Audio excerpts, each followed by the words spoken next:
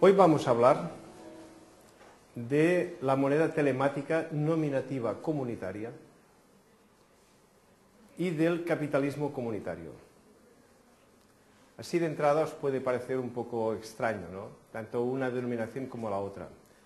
Pero pienso que enseguida vais a descubrir por qué se trata de un descubrimiento o de una creación verdaderamente sensacional, que puede resolver los problemas de esta sociedad, y más hoy, donde vemos que cada vez los ricos son más ricos y los pobres son más pobres. Porque hay progreso, pero es un progreso muy desequilibrado. Y claro, si los ricos, por el hecho de ser más ricos, fuesen mucho más felices, pero es que tampoco, entonces ¿de qué sirve este desequilibrio? No sirve de nada. Y en cambio los pobres sí que son más desgraciados. O sea que hay que hacer algo. Y este algo, para hacerlo, esta regeneración de la sociedad, nuestra propuesta es actuar en dos frentes. Hay un frente que es cambiar la estructura social. Y estructura social significa que en la economía el dinero es fundamental, las leyes que condicionan el funcionamiento de toda la sociedad son evidentemente importantes, y tiene que haber un control popular siempre sobre todo el proceso. ¿Por qué? Porque si no hay control popular, enseguida hay algo que se desmanda. En cambio, si todos estamos vigilándolo todo, las cosas pueden ir mejor. Para hacer esto, en el año 1984, sobre ideas que venían ya del año 1926, se fundó Bardina. Y su trabajo está, sobre todo, el trabajo principal en la actualidad, es promover la moneda telemática nominativa comunitaria. Pero, por otra parte, hay otro frente de actuación. Que la estructura social sea la correcta es indispensable, pero la gente tiene que tener también un comportamiento correcto. Es la suma de las dos cosas que es importante. Y esto, el comportamiento, se arregla solo con educación. Bueno, ya me diréis, claro, ya lo sabíamos, la gente tiene que recibir educación. Pero, ¿educación? ¿Qué tipo de educación?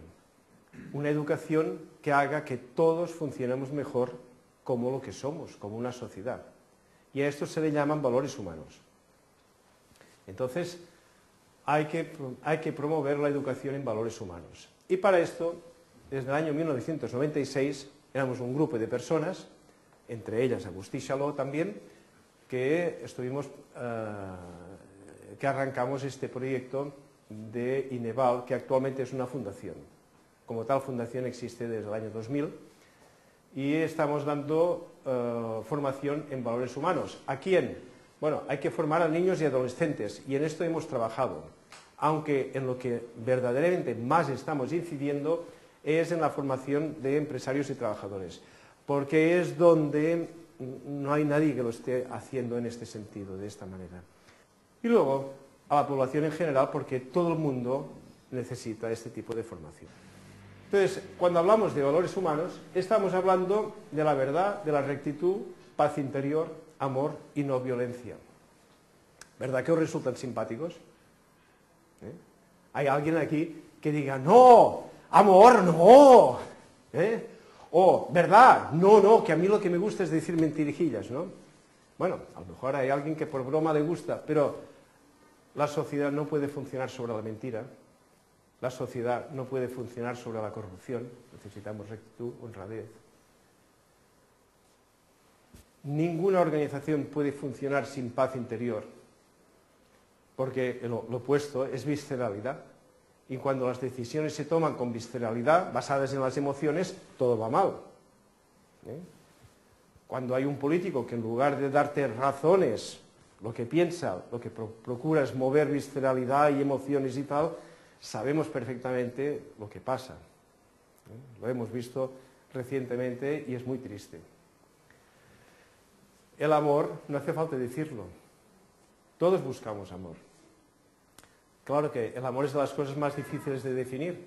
Es curioso, pero hay las dos cosas que la gente quiere más, ¿sabéis cuáles son?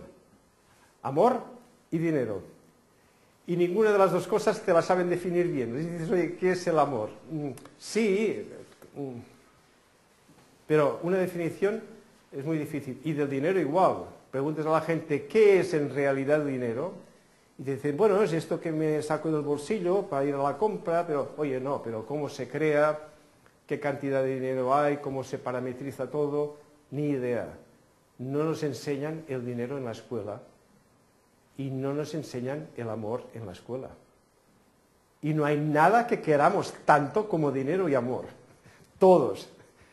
Es una paradoja muy curiosa y que da mucho que pensar. Y finalmente la no violencia. La no violencia significa a nivel personal el respeto y socialmente pues es la ecología, que es no ser violentos con el ambiente, no ser violentos en nuestras relaciones con los demás, armonía. Hay que sentirse integrado en el mundo y con todos. Y en cambio el amor, una definición, ser abierto, darse sin barreras. La paz interior es estar libre de la influencia de las emociones. La rectitud es hacer aquello que es correcto con eficacia y con eficiencia. No sirve hacerlo mal. Hay que hacerlo, pero hay que hacerlo bien. Y la verdad, pues por lo menos mi verdad, es decir lo que es cierto y que es necesario decir. Es necesario, porque si no es necesario decir, mejor que te calles. O sea, a veces hay verdades que hacen daño. Si tiene que hacer daño, mejor lo callamos, a menos que sea imprescindible decirlo. Entonces sí que lo decimos, pero si no, nos callamos. Bien, pero esta noche, visto esto, lo que vamos a hablar es de la parte social. Es decir, ¿qué podemos hacer para cambiar las estructuras de la sociedad?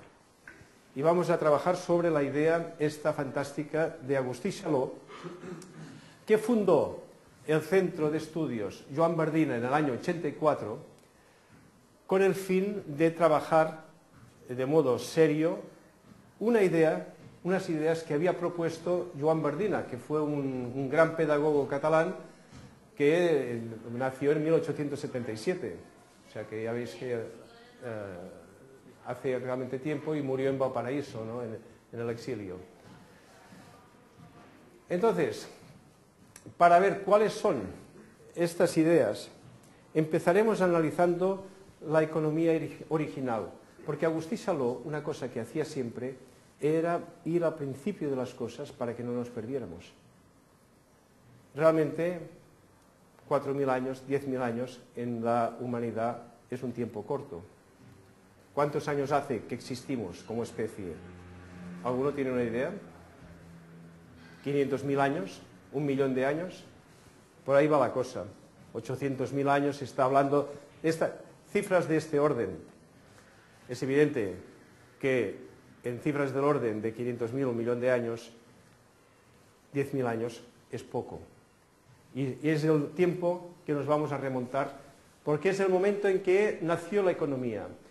Nació en primer lugar había la caza. Cuando la gente cazaba, cazas y comes, y todos comían de lo que cazaban, ningún problema. Economía absolutamente comunitaria. Pero luego viene la agricultura. La agricultura nació hace unos 11.000 años.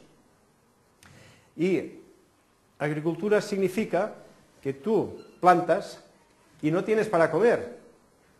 Tienes que ir a buscar la comida en otro sitio mientras aquello está creciendo. Y en cambio, el día en que se hace la cosecha, ese día hay un superávit. Hay mucha más comida de la que nos vamos a comer. ¿Qué es lo que haces?